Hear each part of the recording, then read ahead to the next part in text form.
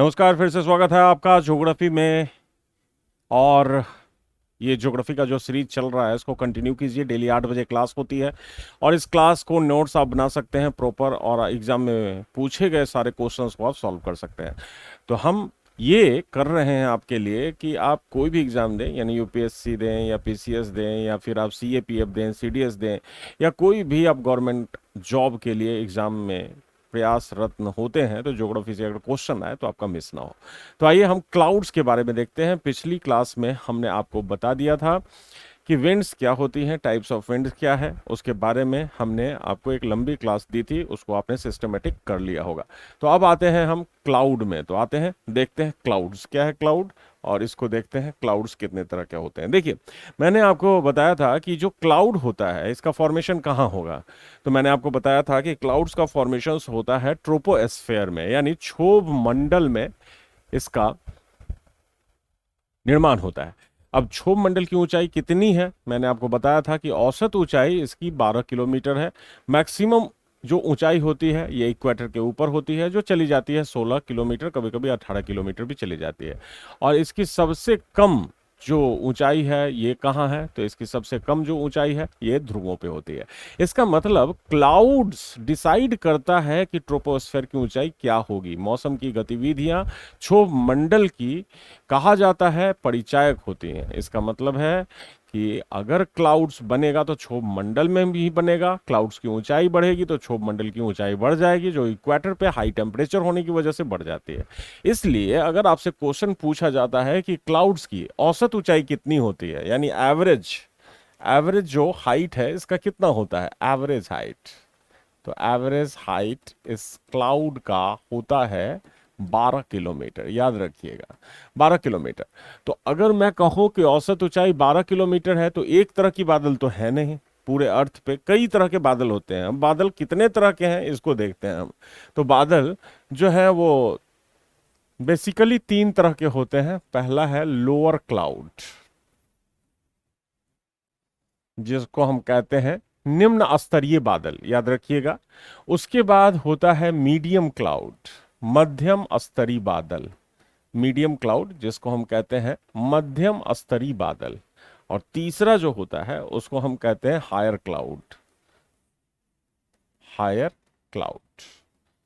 तो higher cloud का मतलब उच्च स्तरीय बादल। तो 3 तरह का बादल हुआ, निम्न स्तरीय, मध्यम स्तरीय, उच्च स्तरीय। अब अगर पूछा जाए निम्न स्तरीय जो बादल है इसकी ऊंचाई क्या होती है, तो इसकी जो ऊंचाई है सी लेवल से, सी लेवल किसको मानते हैं, जीरो, जीरो से लेकर 2 किलोमीटर यानी 2000 मीटर तक इसकी ऊंचाई होती है।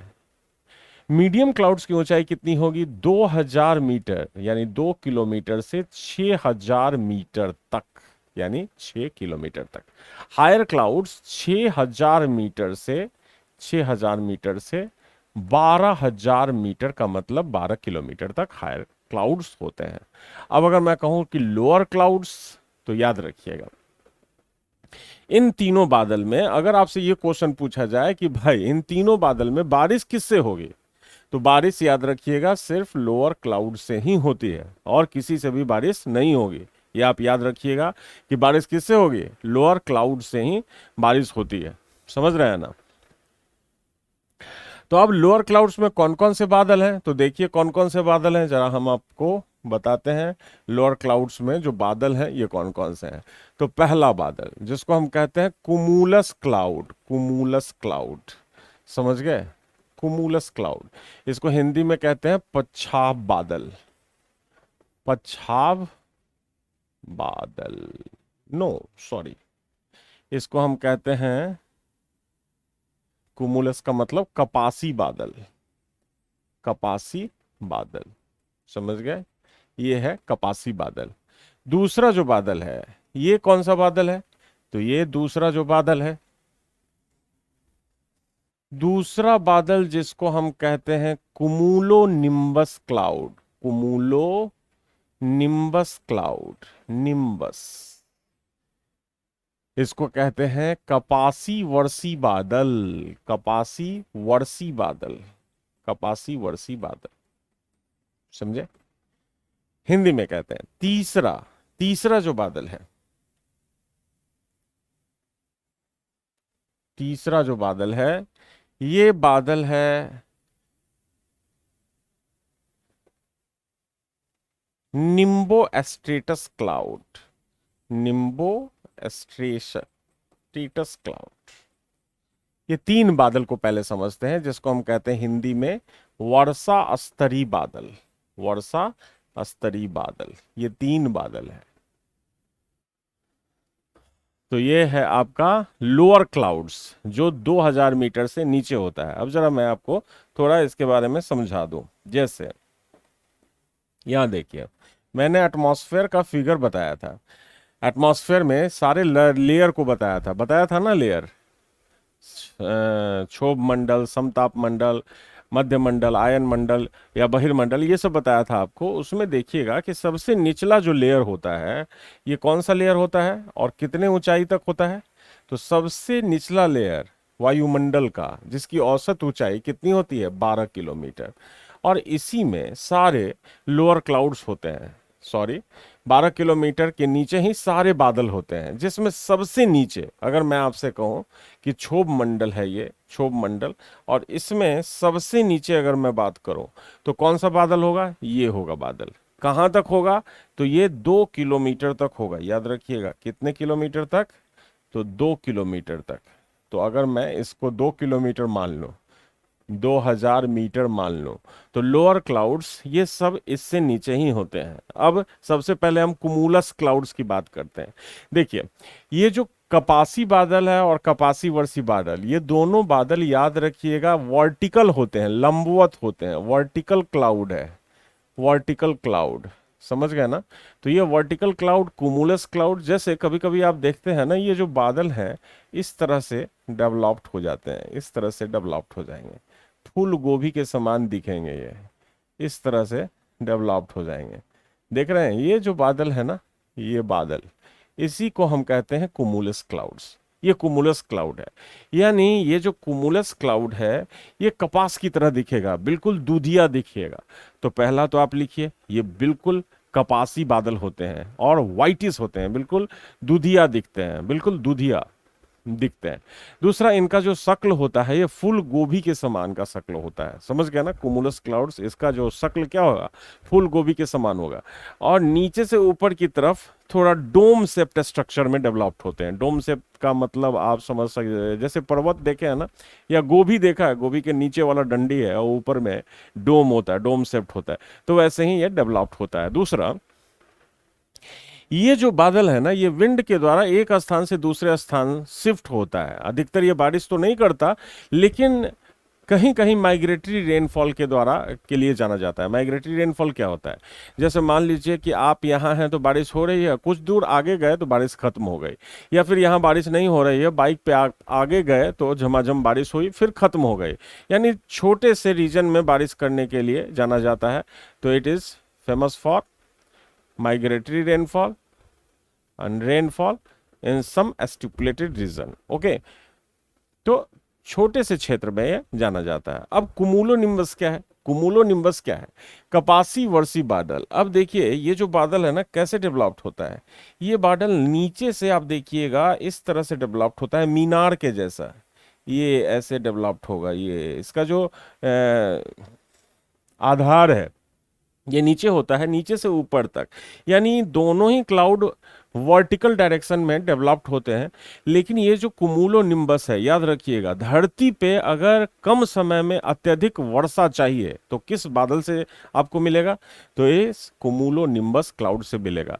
यानी घनघोर बादल पहले लग जाएंगे, उसके बाद झमाझम बारिश होगी, 1 घंटे में आपको लगेगा पूरा बाढ़ आ गया, ऐसी बारिश होती है। इसका कारण है मुख्य, क्योंकि ये बादल साइक्लोन के बाद, जो ट्रॉपिकल साइक्लोन है ना, उसके बाद डेवलप्ड होते हैं। जैसे मान लीजिए टॉर्नेडो आ गया, उसमें नीचे से ऊपर तक जैसे जैसे साइक्लोन जाता है, वैसे वैसे बादल का भी एक्सटेंशन हो गया। हमारे बे ऑफ बंगाल में जो तूफान आता है, उसमें भी इस तरह के चक्रवात के दौरान इस तरह के बादल बनते हैं, जो बहुत हैवी, बहुत ज्यादा हैवी रेनफॉल के लिए जिम्मेदार होते हैं। तो याद रखिएगा, मूसलाधार वर्षा के लिए कौन सा बादल जाना जाता है, तो कुमुलो निम्बस क्लाउड्स, यानी ये कपासी वर्षी बादल है। अब इसका निर्माण कैसे होता है तो आप जानते हैं, साइक्लोन जैसे जैसे ऊपर जाएगा वैसे वैसे नीचे से ऊपर तक बादल को बनाता चला जाता है, इसलिए कुमुलोनिम्बस क्लाउड्स का निर्माण भी इसी तरह से होता है। अब देखिए निम्बो स्टेटस क्या है, वर्षा स्तरीय बादल किसको कहते हैं? वर्षा स्तरीय, एक चीज जान लीजिए, ये जो वर्षा स्तरीय बादल है ये सबसे नीचे होता है, लोएस्ट क्लाउड होता है। तो अगर एग्जाम में पूछा जाए सबसे निचला बादल कौन सा है तो निम्बो स्टेटस। दूसरा, पृथ्वी पे सबसे ज्यादा वर्षा करने वाला बादल अगर पूछा जाए कौन है सबसे ज्यादा, तो निम्बो स्टेटस क्लाउड यानी वर्षा स्तरीय बादल। जैसे मान लीजिए आपके इंडिया में बारिश हो रही है और बारिश हो रही है मानसून के दौरान, आपके गांव में लगता है जैसे सूरज उगा ही नहीं 7 दिनों से, और रिमझिम बारिश चल रही है, कंटिन्यू बारिश चल रही है, कभी रुकती है, फिर कभी ज़्यादा हो जाती है, कभी कम हो जाती है, लेकिन आपको सनलाइट नहीं मिल पा रहा है। इसका मतलब है लोअर लेवल पे ये फैली हुई है, निचले लेवल पे आप देखिएगा इस तरह से ये बादल फैली होती है और आसमान को ढक देती है, और एक ही जैसा आप देखेंगे क्लाउड आपको दिख नहीं रहा है लेकिन एक ही लेयर में ये सारी फैली हुई है। तो इस तरह के ये बादल होते हैं और रिमझिम बारिश करते रहते हैं। तो ये जो बादल है ना, ये जो बादल मैं आपको बता रहा हूं, यही बादल कौन सा बादल है तो निम्बो स्टेटस क्लाउड, इसी को कहते हैं आप, ये जो निम्बो स्टेटस क्लाउड है। और ये जो बादल है इसको हम कहते हैं कुमुलस, और ये जो बादल है इसको हम कहते हैं कुमुलो निम्बस क्लाउड। तो याद रखिएगा, एक जैसे माइग्रेटरी रेनफॉल होता है, ये भी वर्टिकल है यानी लंबवत है। दूसरा कुमुलोनिम्बस, पृथ्वी पे सबसे घनघोर वर्षा हैवी रेनफॉल के लिए जाना जाता है, इसका निर्माण साइक्लोनिक फॉर्मेशन या चक्रवात के निर्माण के दौरान होता है। निम्बो स्टेटस, ये निम्बो स्टेटस पृथ्वी पे सबसे ज्यादा वर्षा करने वाला बादल है और लंबे समय में ज्यादा वर्षा करता है। शॉर्ट समय में अगर पूछा जाए मूसलाधार वर्षा किससे होता है तो कुमुलोनिम्बस से। अगर पूछा जाए मैक्सिमम समय में पृथ्वी पे मैक्सिमम बारिश करने वाला क्लाउड कौन है तो निम्बो स्टेटस क्लाउड है। समझ गया ना? तो ये है आपका लोअर क्लाउड्स। अब आते हैं मीडियम क्लाउड्स में। मीडियम क्लाउड्स देखिए क्या है, इसको मैं मिटा दे रहा हूं। तो ये मीडियम क्लाउड्स क्या है, देखिए मीडियम क्लाउड्स,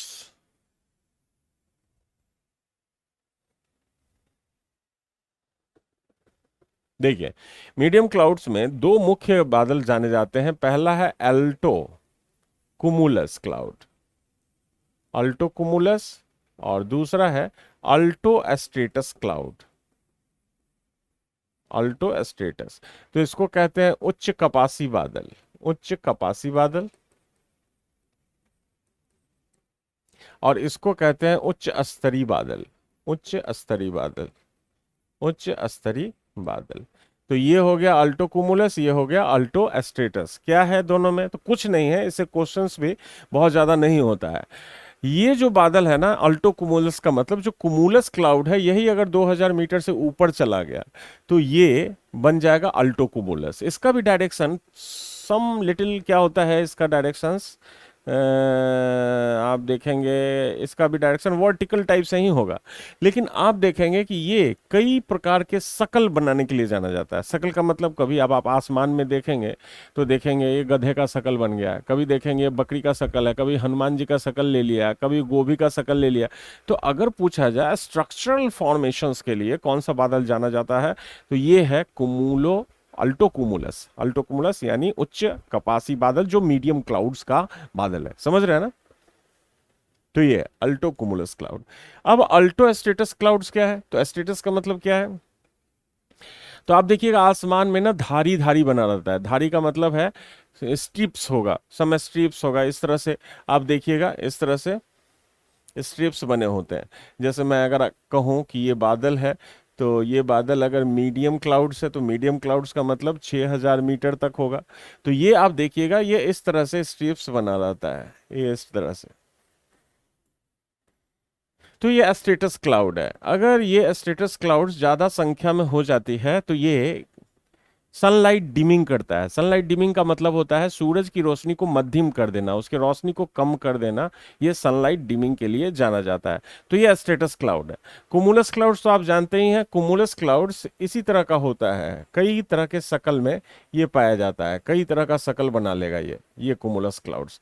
तो ये कहां से कहां तक होता है तो 2000 से 6000 मीटर के बीच, समझे? 2 किलोमीटर से 6 किलोमीटर के बीच होता है। तो ये दो से बहुत ज्यादा एग्जाम में क्वेश्चंस नहीं पूछा जाता है। क्वेश्चंस होता है लोअर क्लाउड्स का और हायर क्लाउड्स का। हायर क्लाउड्स में आइए देखिए क्या क्या है। तो इसमें आप सिर्फ एक चीज याद रखिएगा, अल्टो कुमुलस ये जो क्लाउड है, इससे इससे क्या होता है, पूरे प्राकृतिक छटा बिखेरता है, यानी बहुत तरह की आकृति को बनाने वाला बादल है, बहुत तरह के शक्ल ले लेता है, और ये कपास के समान होता है। होता तो वर्टिकल ही है, चाहे आप मीडियम क्लाउड्स में देखें तो इस तरह का ये बादल होता है। अब हायर क्लाउड्स देखिए क्या होता है। हायर क्लाउड्स किसको कहते हैं? हायर क्लाउड्स, तो इसको मैं मिटा देता हूं, हायर क्लाउड्स। अब देखिए हायर क्लाउड्स क्या है।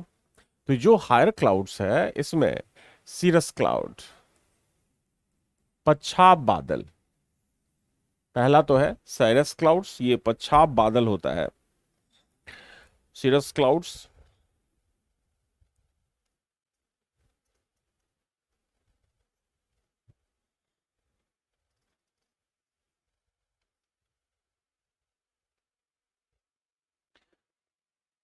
तो ये सीरस क्लाउड्स है।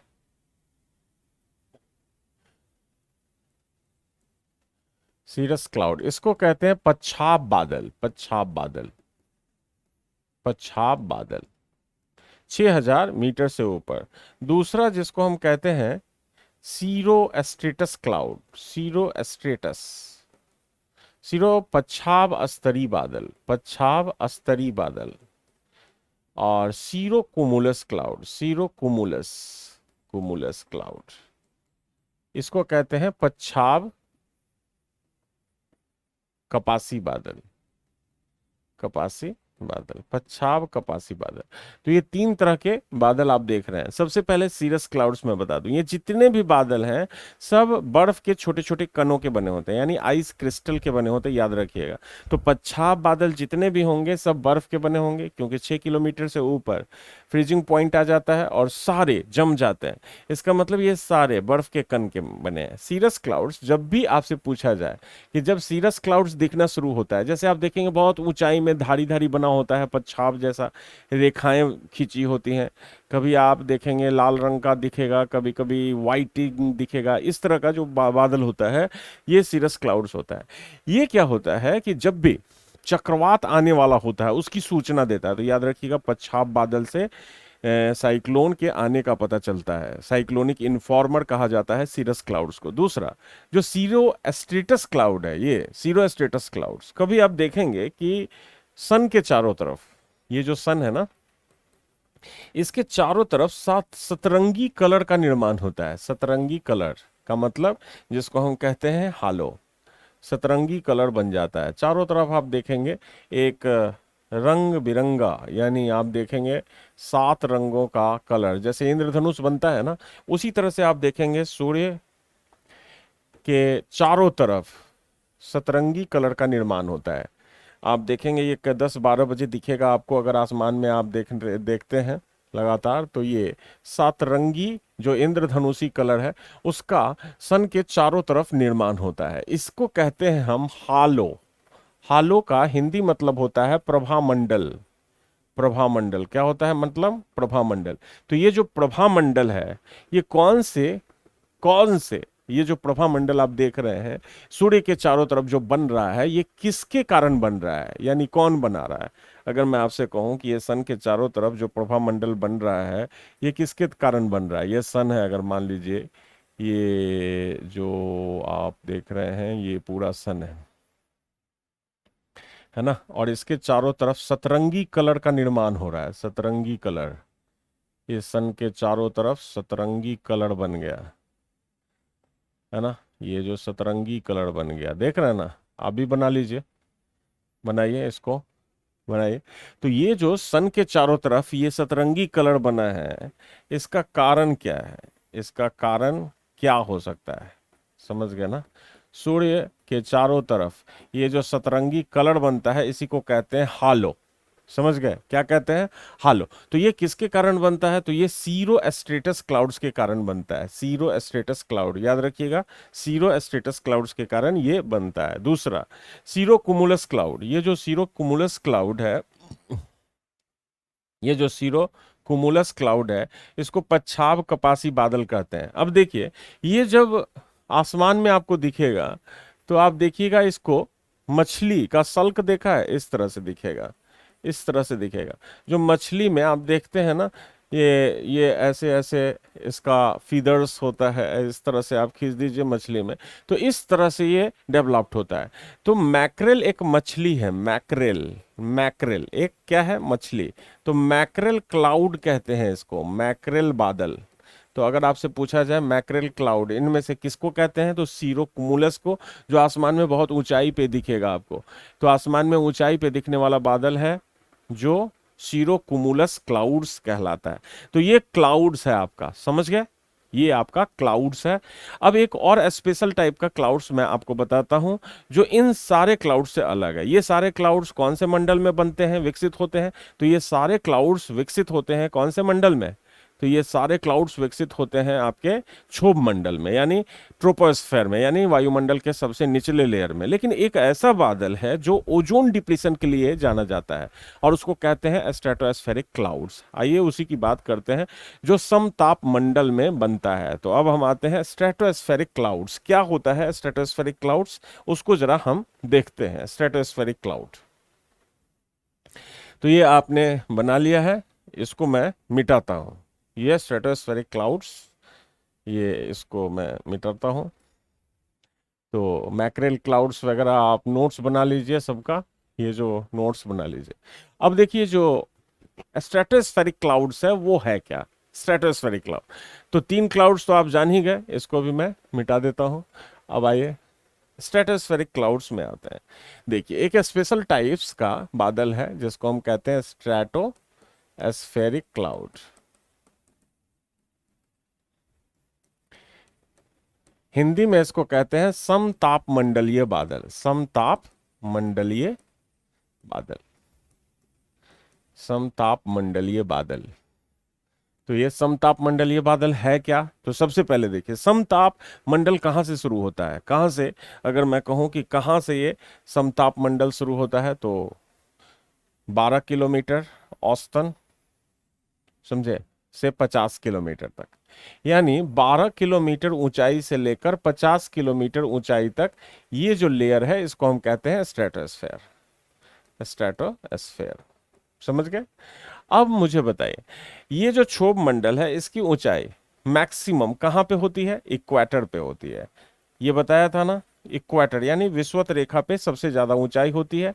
और ये ऊंचाई कितनी होती है, तो ये ऊंचाई होती है 16 किलोमीटर।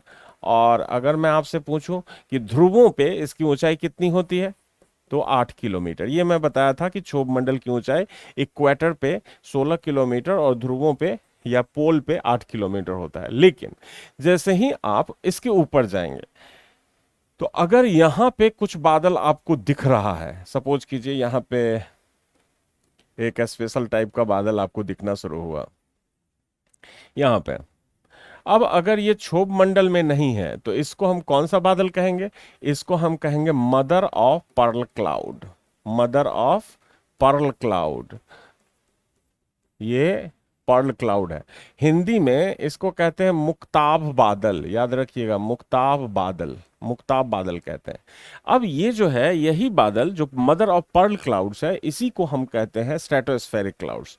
होता क्या है, जब आप किसी भी क्लाउड्स को देखेंगे, तो कोई भी क्लाउड्स आप देखिएगा कि ये माइग्रेट होता है ध्रुवीय क्षेत्र की तरफ। टेम्परेचर और प्रेशर बेल्ट में हमने आपको बताया था कि वायुमंडल में जो इक्वेटर से हवा ऊपर उठती है वो एटमॉस्फेयर में ऊपर एक साइकिल बनाती है, जिसमें मैंने आपको कहा था फेरल सेल बनता है, हेडले सेल बनता है, पोलर सेल।